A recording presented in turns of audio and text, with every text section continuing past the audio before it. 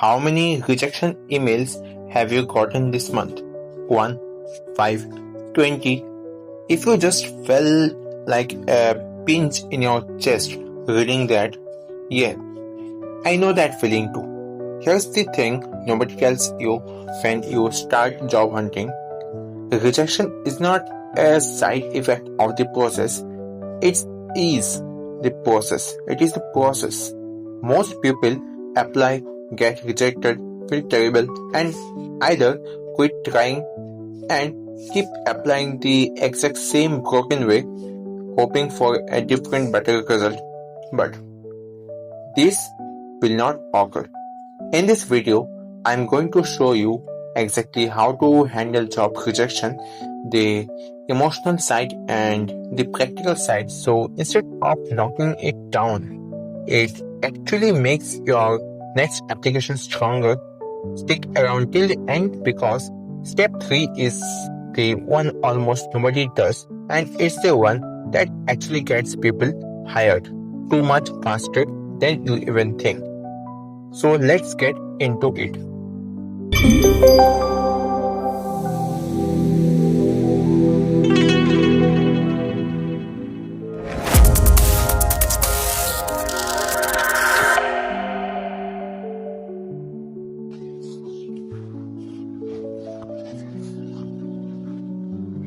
Let's start with something most people don't know, and honestly, it made me feel so much better when I learned it the first time. Rejection is not just in your head. Scientists have found that when we get rejected, our brain lights up in the same regions and that activate when we feel physical pain. Your brain genuinely cannot tell the difference between a broken bone and a broken ego. So that's the point. Now you think about rejection, the job rejection specifically. So it's not just, oh, I did not get picked for a team. It's tied to your income, your identity, your sense of, I am good enough to provide for myself, and there's the question mark. That's why one rejection email can wreck your whole afternoon. So if you have been feeling crushed after no from even a company by though a mail or by direct call, I need you to hear this clearly. That is completely normal human response. It is not any weakness. So it is not you being too sensitive. It's biology. Once you accept that, you stop fighting your own emotions, and that's step 1 to actually moving past them. So what does this actually look like day to day? Actually, it's some mix of 4 things. They are sadness, anger, confusion, and self-doubt. Now, explaining them, sadness, just a heavy, depleted feeling like the wind got knocked out of your plans. And here's anger, maybe at the recruiter for going silent or at yourself for being how you answered a question. Confusion, the endless, but why did not they pick me? That's the loop in your head. And self-doubt. Lastly, that sneaky voice going, maybe I'm just not good enough for this industry. And here's my honest personal advice for you all. Don't try to skip straight to staying positive. If you force fake positivity before you have actually processed the disappointment, it just gets buried and it comes back later. Usually at the worst time, like right before your next interview. Feel the feeling first, then we will deal with it. And that's exactly what we are covering the next topic. Now here's something I really want to warn you about because it sneaks up on people, job search fatigue. This is what happens when rejection after rejection starts to compound. It's not just having a bad day anymore, it becomes burnout. You start feeling cynical about the whole process, like these companies don't even read applications properly anyway, and eventually you got reluctant to even hit submit on a new application because some part of you trying to protect you from more disappointment. So if you recognize yourself in any of that way right now, pay attention to this because that is your sign to pause, not to push harder. Grinding though burnout doesn't make you hierarchical faster, it actually makes your applications even weaker because tired and defeated energy leaks into your resume, your cover letters, and even your next interview tone. So, how do you actually recover from a single rejection before it snowballs that into fatigue? Let's go through it step by step. Now, this step 1, and this is the foundation everything else is built on. Give yourself permission to actually feel disappointed. So here's a simple trick I want you to try. Give yourself a time limit. Something like 24 hours or even more or even less. That's completely depend on you. For that one day, allow yourself to be upset. Went to a friend, go for a walk, watch something dumb on YouTube, whatever helps you to process it. Do not try to analyze what went wrong in that same hour you got the email. You are too emotional to be the objective right now anyway. Here's my personal advice.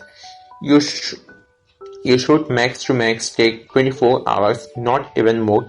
That would be a lazy thing. The next day, you consciously shift into okay, what's next mode. You could literally put this on your calendar, one block labeled process, one block labeled the next day labeled as next steps.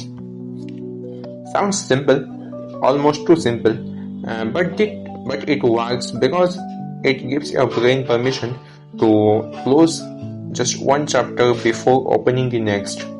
Suppressing the disappointment doesn't make you stronger.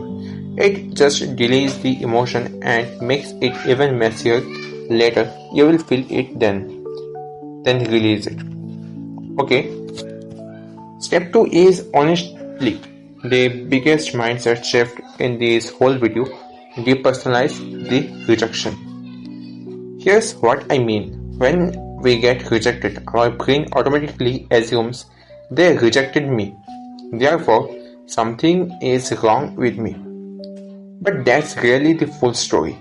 Let me give you 4 real reasons companies reject great candidates that have absolutely nothing to do with their oath and your oath. 1. Internal candidates.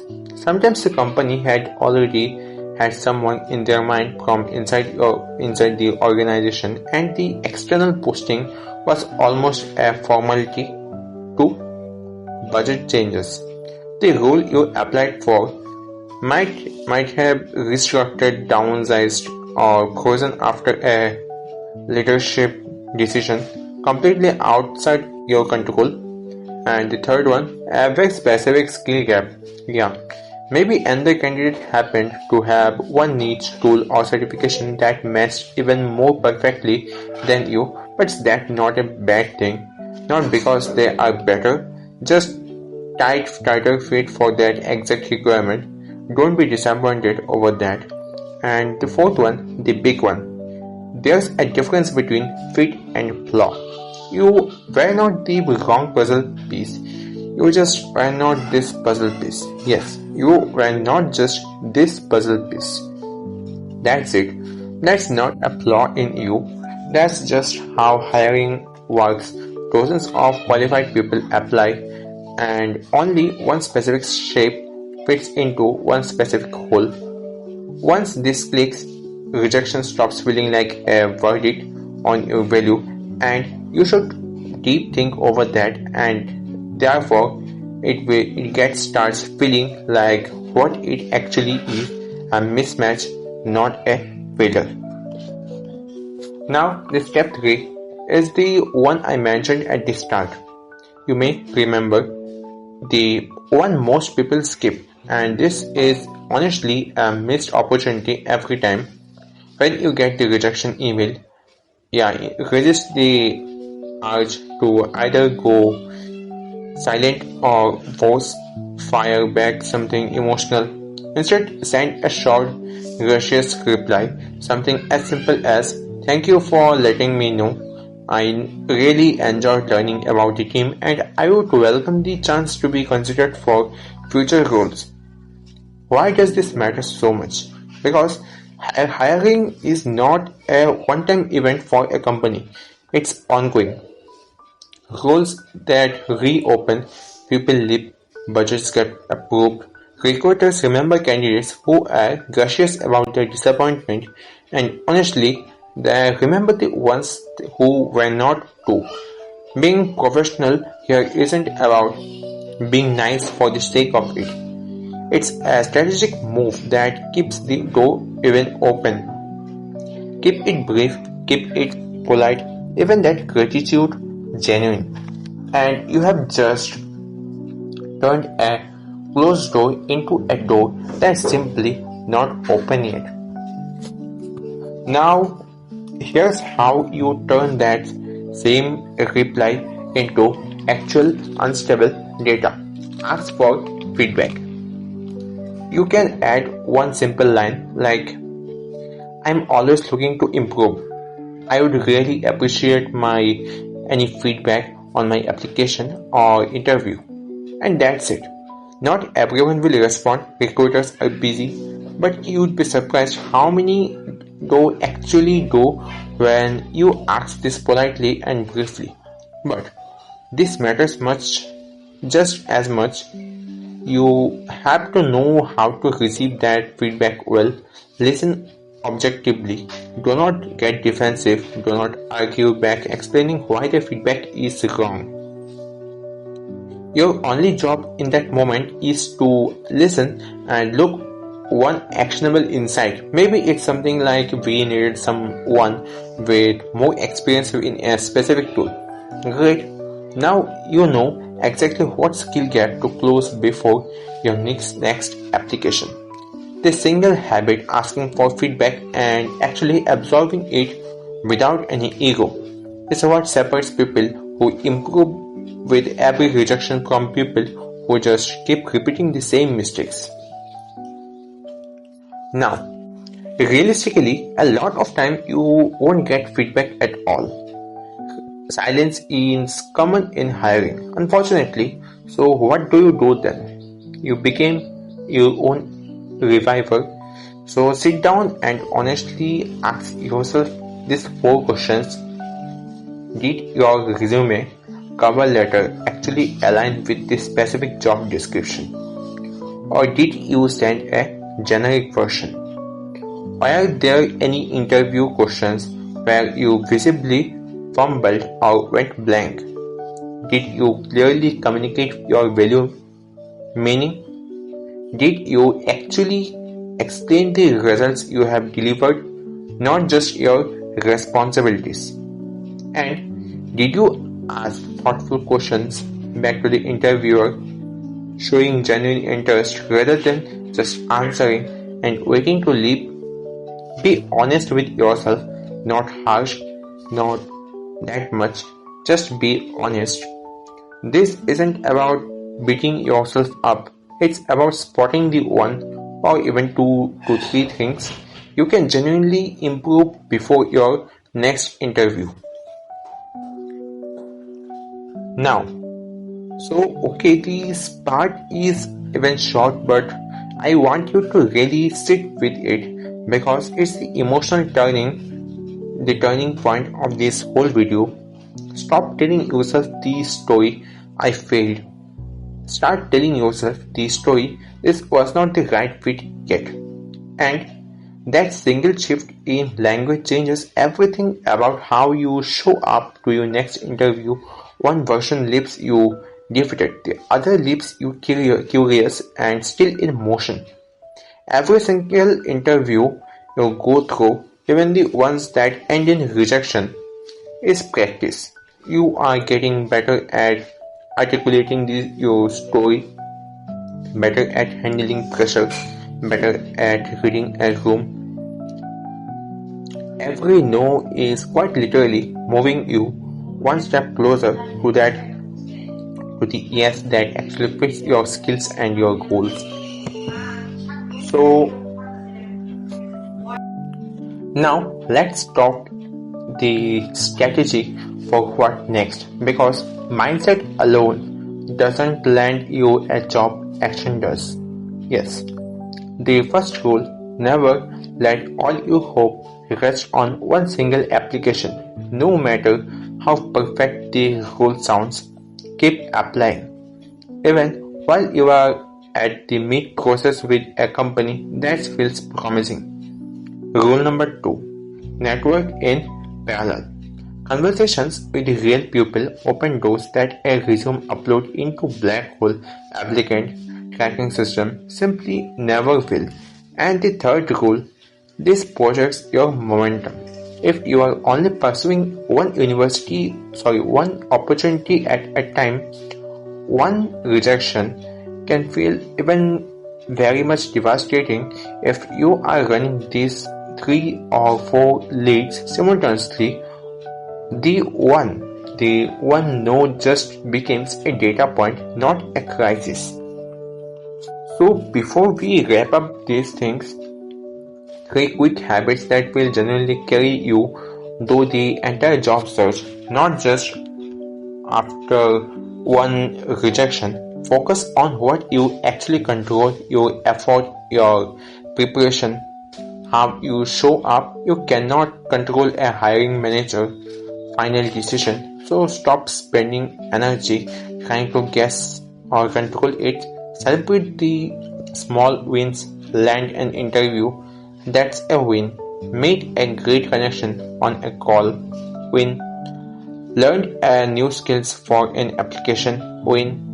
The job search is long, and if the only thing that counts as success is the final offer letter, you will burn out long before you get there. And finally, seek support.